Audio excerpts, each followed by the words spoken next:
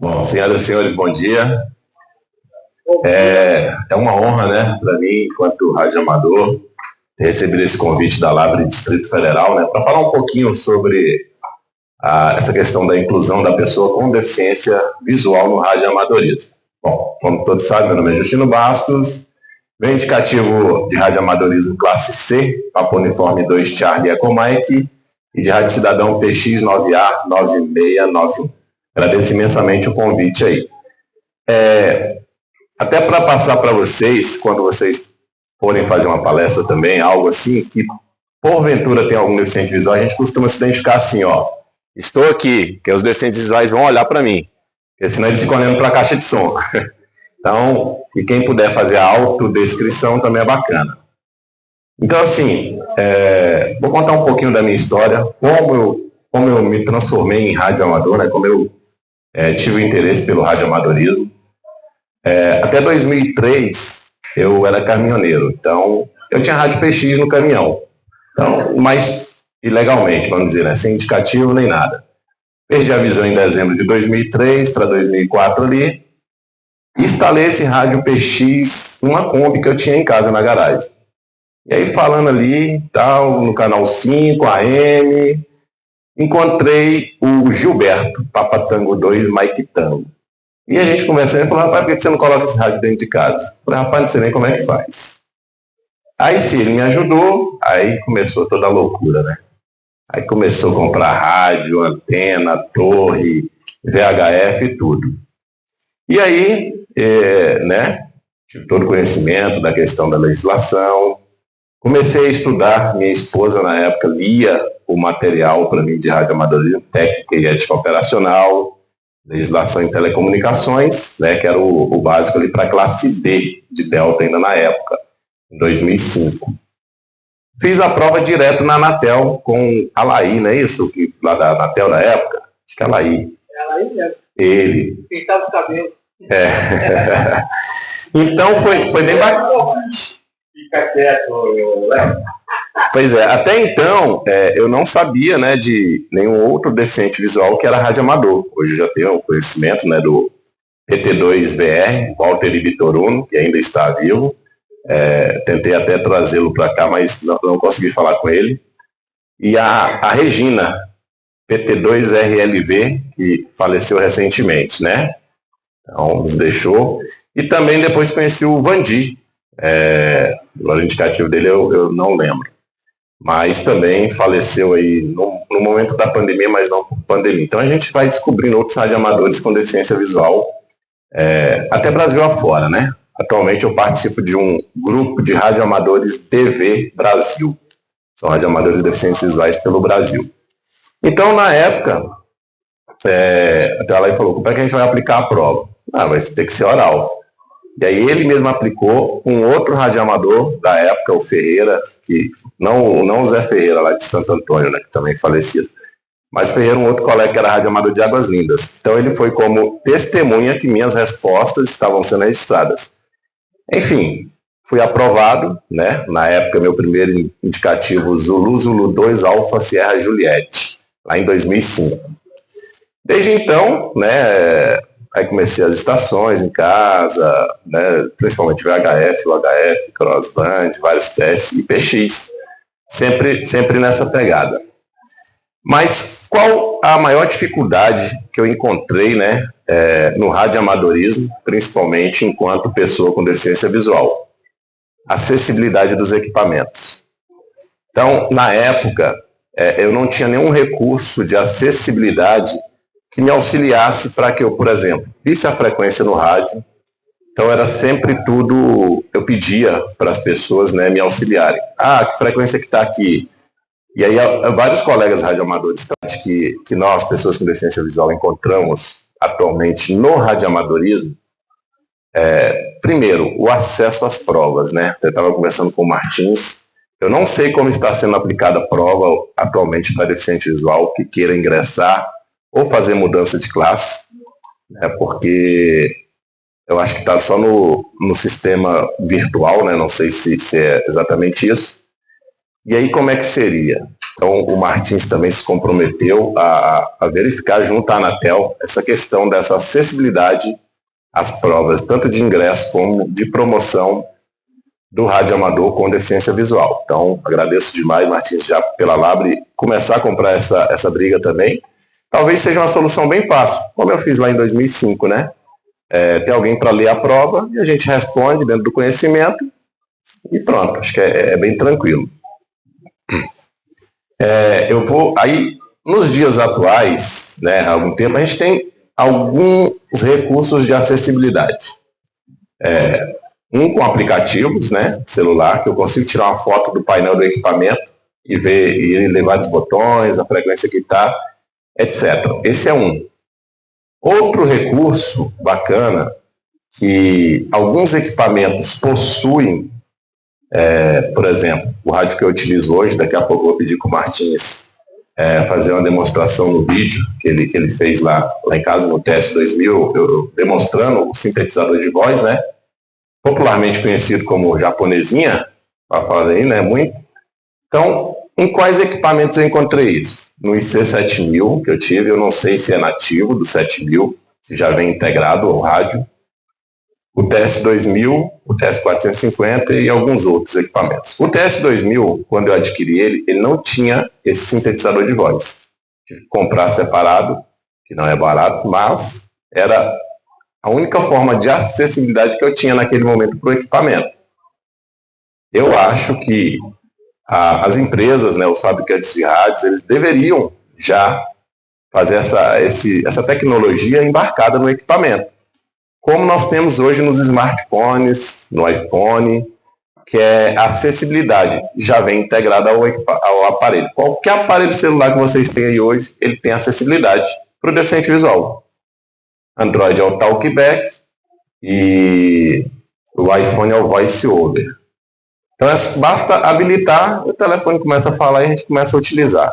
Então, se os rádios tivessem isso, originais, já habilitar essa acessibilidade.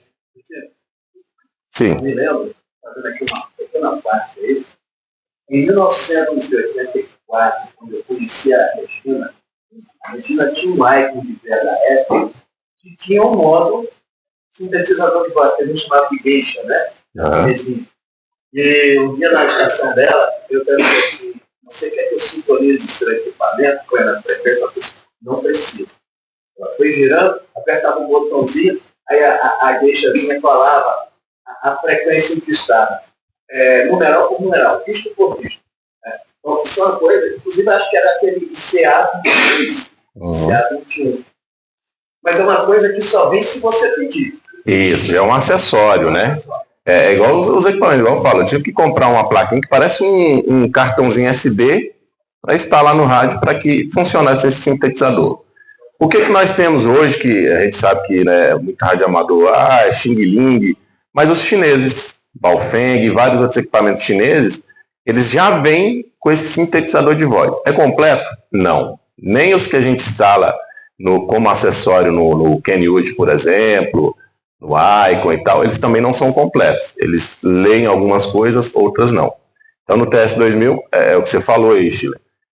Coloco lá na frequência, tem a possibilidade de eu digitar, né? Tem até uma demonstraçãozinha minha ali. E eu aperto lá um botão que ele vai falar a frequência, por exemplo, 146.950. Ele vai falar em inglês, né? 146.950. Beleza, eu não sei inglês, mas eu sei que os números pelo menos eu sei, eu vou saber que é 146.950 que está ali. Então, assim, ajuda bastante. Então, se as grandes empresas... É claro que no universo de radioamadores, a quantidade de pessoas com deficiência visual e que são identificadas também, que a gente tem radioamadores que têm deficiência visual e que estão lá quietinho na sua estação e que a gente nem sabe. Então, assim, é algo de preocupar, assim, apenas de, não, vamos deixar instalado aí, só ativa se o cliente precisar. Isso é uma demanda que a gente sempre gostaria que viesse, né? E aí, um pouquinho disso também, aí a gente tem, por exemplo, softwares que eu só encontrei na Kenwood, tá? Pro TS480, pro 590 e pro TS2000, que é um software da Kenwood que eu instalo no computador e eu controlo todo o rádio pelo computador. Na demonstração, também, que eu vou pedir para o Martins colocar, vou tentar de novo no celular, não quero nada com você. Mostra eu mexendo no programa, só que como eu estou programando meu cabo CAT, aí eu não consigo controlar o rádio, mas dá para controlar. Então é bem simples. Martins, você quer colocar o vídeo demonstrativo aí, por favor? Para o pessoal ver? E aí qualquer dúvida eu respondo depois.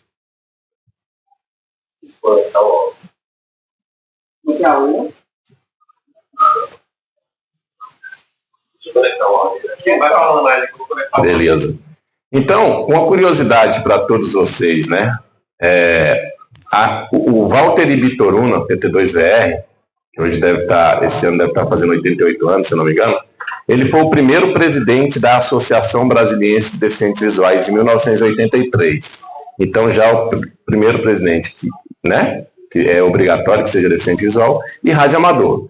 No mandato seguinte, foi a Regina, PT2RLV, também, cega, e rádio amadora.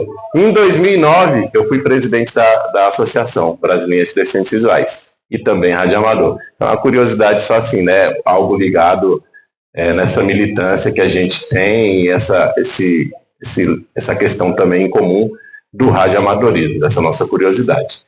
E eu pretendo, é um projeto meu também, já falei com o Martins, com o Vanderlei, para que a Labra, que a gente possa promover, de repente, um workshop de radioamadorismo para as pessoas com deficiência visual, que de repente tenham interesse, tenham curiosidade e não sabem como começar. Quando estiver pronto aí, vocês avisam. Então, basicamente é isso, né? A gente busca a acessibilidade, a inclusão, e claro, muita coisa é força de vontade nossa, é ajuda dos amigos que vão em casa. Eu busquei instalar as minhas antenas em mastros telescópicos, que eu mesmo consigo baixar, subir da manutenção, claro, sempre com o auxílio de alguém, mas facilita bastante, né? Então, radioamadores com deficiência visual, a gente faz alguns malabarismos aí para que colocar rádio na frequência, e pede auxílio da família, que nem sempre está disponível, mas a gente se vira e vai fazendo. Nossas experiências também, eu gosto muito de trabalhar áudio, em rádio, principalmente lá no PX, em VHF nem tanto, mas eu gosto de trabalhar áudio, as experiências igual o crossband, que eu faço também. Eu gosto muito disso, acho que radioamadorismo é isso, essa experiência, esse testar, trocar equipamento, coloca outro. Então, assim, a gente se inclui num hobby que não é barato, claro, mas que ele, de certa forma, também não é acessível. Mas a gente, com a força de vontade, o nosso desejo de ser radioamador e de vencer barreiras e conversar, fazer o nosso QSO, a gente vai enfrentando aí. Lo que podemos ver es Justino ahí, que está mexendo con el programa de Kenwood que él faló. Tiene un panel, tiene como una radio, como un panel donde él replica las funciones, digamos, del Kenwood en el computador. Y él consigue con eso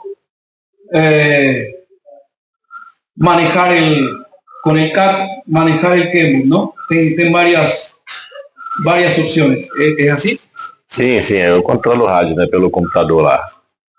Eu ligo, desligo, acoplo, ativo o Vox, entro no menu, nas configurações do menu e consigo praticamente utilizar o rádio todo pelo software no computador. Así que esa es la estación de Justino, la casa de él, y ahí tienen todo seteado ahí para su accesibilidad. Puede continuar. Sim, bom, eu, bem breve para que as gambiras continuem aí. Alguém tem alguma pergunta para fazer aí, curiosidade sobre a deficiência, sobre algo mais específico também? Estou à disposição. También quería, si você quer falar de tu outro hobby, que na rádio também te apaixona. Tá. É mais um hobby que eu tenho, apresentar programa em web rádio. Como eu sou do samba, do pagode, então tem um programa chamado Batucada Boa, que eu apresentava na Web Rádio MTV Brasília, Movimento das Pessoas com Deficiência Visual. Eu tenho uma web rádio minha mesmo, que é a Rádio Faixa Nobre, que em breve eu estarei apresentando esse programa lá, então é um hobby, né, que eu gosto. E outra coisa, uma particularidade também, né, a questão depois da deficiência visual, já era antes, sempre fui do samba, do pagode, né, quando enxergava. Eu também tenho um grupo de samba chamado Grupo Nó Cego. Inclusive estão todos convidados hoje, às 17 horas, no Espaço Cultural Renato Russo. A gente vai fazer uma apresentação lá. É gratuito, quem quiser chegar lá. 508 Sul. Na 508 Sul. Exatamente. Aí, às 17 horas, estaremos fazendo uma apresentação lá com o Grupo Nó Cego. Todos com deficiência visual. Nós somos um grupo exclusivo, né? Se não tiver deficiência, não toca com a gente. Estamos passando um vídeo de tus antenas. Ah, sim, dos maços que eu estava falando, né? Das antenas lá. Os maços são telescópicos, né? Então lá tem uma antena de PX, na Stilbras, tem uma GP9 do Alband e uma outra antena para VHF alto, 220 MHz, que a gente faz um QAPzinho lá em 223.500 também. Eu passo por frente da casa todo de manhã, 6h40, estou passando tudo no total. Isso. Aí tu vê lá as antenas. Não, mas é porque, o que está acontecendo agora? Lá eram os fundos, agora é frente e fundo. É o fundo da minha irmã emendado com o meu, então não tem ninguém como passar no meu fundo. E pode falar que você tem o mástil adaptado também, não? Tem esse mástil adaptado para você poder mexer. Sim. O mastro conforme eu falei, é telescópico, né? Que aí baixa, a antena chega ali numa altura de 3 metros e pouco. E aí dá para fazer manutenção, trocar cabo, alguma coisa assim. E depois subir novamente. Então é uma facilidade que eu encontrei para que nos momentos mais rápidos, né? Aí eu baixo tudo, tiro a antena, tiro o cabo. Aí na hora de subir, claro, eu preciso do auxílio de alguém. Porque se sair um cano daquele de dentro do outro, salve-se quem puder também, né? E a grande quantidade de nós moramos, eles têm altitude por natureza, né? Quando eu parei lá, você está 1.200, eu estou 1.290 lá em casa. Pois é. É uma Cruzcraft. Até eu peguei do Wilson, ela é uma Cruzcraft. Eu não vou saber o modelo dela. Vou fazer uma antena, vou procurar. Isso, chama lá. 223.500, o Jorge também, às vezes está de QAP lá. Tá? São poucas as pessoas atualmente, mas a gente faz um QAPzinho lá para bater um papo. Bom, estou aberto aí a perguntas, né? Se ninguém tiver mais nada para perguntar, eu encerro por aqui. Você conhece alguém na internet que produza apoio para a Rádio Amador? Faça as funções das plaquinhas japonesas e mais alguma coisa? Você nunca ouviu falar? Nunca pesquisou? Não, nunca ouvi falar de CRI, não. Algumas coisas que eu vejo a galera falando aí, que tem a galera da tecnologia, né, que também é cego, eles às vezes adaptam, eles fazem do script lá do programa lá, um programa que não é acessível, para que ele se torne um pouco acessível para a gente, por exemplo. Mais alguém? Bom, pessoal, então eu vou agradecendo imensamente mais uma vez o convite, a atenção de todos vocês. Espero ter passado um pouquinho da experiência, talvez não na totalidade, né? Mas é isso, a gente está sempre aí à disposição para aprender, para ensinar de certa forma algumas questões da deficiência, né? Convido a todos aí, a quem quiser conhecer a associação também. A gente tem lá o Instagram da VDV, do Grupo Nó Cego, um pouquinho do trabalho que a gente faz aí. Tá bom? Um abraço a todos, excelente sabadão e boas gambiras aí. Como chama o cão? Apresentemos o cão. Obrigado. O Martins falou do cão, né? Meu cão guia, esse é meu terceiro cão guia, é o Forró. O Forró é goiano, ele veio no Instituto Federal Goiano e eu sou do samba, mas tá tudo certo, né? Mas é o meu terceiro labrador, macho e preto. Eu costumo dizer que ele é meu preto lindo. Obrigado, gente. Um abraço a todos.